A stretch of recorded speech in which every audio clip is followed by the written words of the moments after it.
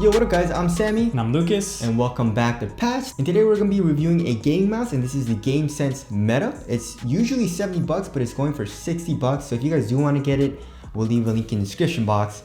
But let's get it started right off with the overall shape of the mouse. And I absolutely love this shape. Because usually I'm like, let's see, like, you know, do I have to get used to it? Or like, how am I going to like the shape? But I was like, I went into a game of like Doom and I was like, yo, like, this feels freaking comfortable. I love the way this mouse feels, especially in my hand. And I feel like this is one of my favorite shapes right now, as opposed to like, I really like the XM1 shape as well, but this is like a very, very short shape. So like I usually fingertip grip, and I had no issues with the back of the mouse like hitting my hand or anything. So it just felt really, really nice, very comfortable. It felt kind of high up a little bit as well, as opposed to like a claw grip mouse like the XM1. So I really like the shape. Yeah, no, I mean, with all grip styles for me, and I've got larger hands, this felt very comfortable. Like, this took absolutely zero getting used to when I first got this mouse. I mean, I just immediately fell in love with it. I mean, the thing's awesome. The shape was just super, super comfortable. So love that. Again, I primarily claw grip when I'm gaming, but when I'm just browsing the desktop, typically I'm using either a fingertip grip or I'm palming the mouse. Really depends on the situation there. If you want to X out of a window, boom, you're gonna flick exactly. it, you know I'm flicking it. Exactly. Now, the sensor in there, we got a 3360 sensor. The switches are Kale 4.0s in there, and it says they're a little bit lighter. Now, it does definitely feel a lot lighter. A lot lighter. It's not as crisp and tactile as you'd expect from a standard Kale click. Yeah. Again, I would say it's just a step ahead of having Omrons in there, but they're rated for 60 million clicks. So I know this type of click isn't really everyone's cup of tea right now. But it does the job, and the shape's nice, so I feel like that kind of makes up for it. For me, the click is pretty important because obviously when you're playing, you're gonna be clicking a lot, and that's what you notice. You know what I mean? The shape and then the click, for me, actually, personally. So the click feels like an Omron to me, personally, and maybe a little bit harder than an Omron, but it still feels a little mushy. It reminds me a lot of like Razer switches, so not a huge fan of the mouse 1 and 2, but if you don't mind that, then you should be fine with this. As far as the side buttons go though, the side buttons are nice, you know, just your typical run-of-the-mill side buttons. There's a lot of post-travel, a lot of pre-travel. It does protrude out a good amount from the mouse, so I had no issues with pressing it or anything. And then the scroll wheel though, the scroll wheel is pretty cool because if you look closely, it looks like a tire. You know what I mean, like the tread on there.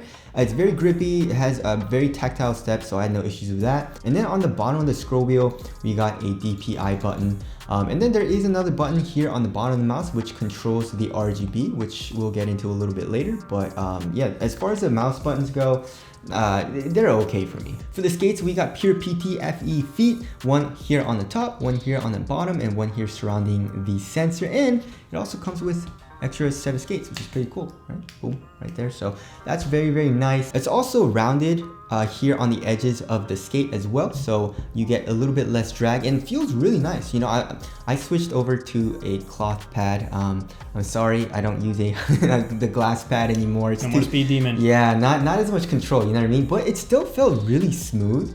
And I still had very good like stopping power, you know, like whenever I wanted to like stop or do a flick, I had no issues with it, so it felt really nice for me for the skates. Yeah, the Tracciones is great on this mouse. Exactly. And honestly, all in all, I think this is a really good buy. Now this thing, they say it weighs in at 65 grams, 65. But we will see about that. We'll see how accurate that is. We'll let you know if they're lying by like 2 grams. 65 grams.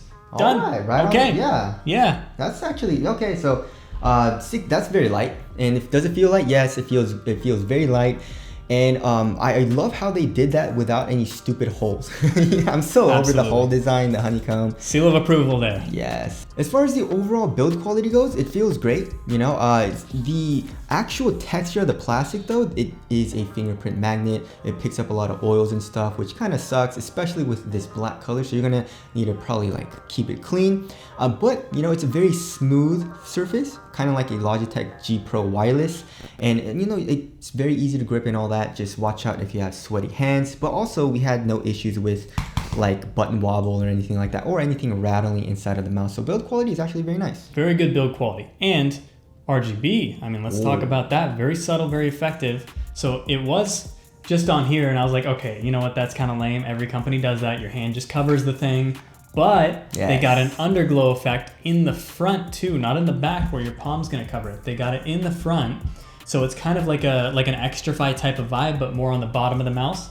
And it looks cool. It's very, very discreet, but I love it. And obviously RGB, as we all know, makes you click more heads. So there is that. And also if you want to change the the way that RGB looks, there is a button here on the bottom of the mouse. If you want to just change it on the fly, you don't need to go into the software or anything.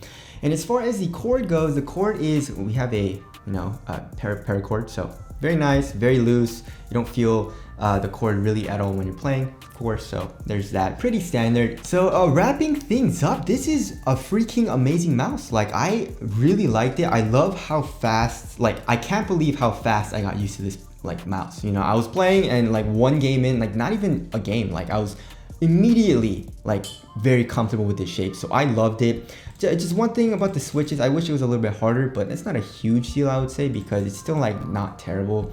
So I give it a seal of approval. It's really, really nice. I think for $60, this thing's definitely a steal. Yeah. It's a really good mouse. I would definitely look into getting a wireless version. If they have that, or if they come out with that, that'd be really cool. And if they put a little bit crisper switches on there, so just get some crispier clicks on there, it'd be preferred, but it's not it's not 100% necessary. That's all just personal preference, really. Yeah. So that's what it comes down to. But anyways, if you guys want this, we'll leave a link in the description as always, and we'll see you guys in the next one. Peace.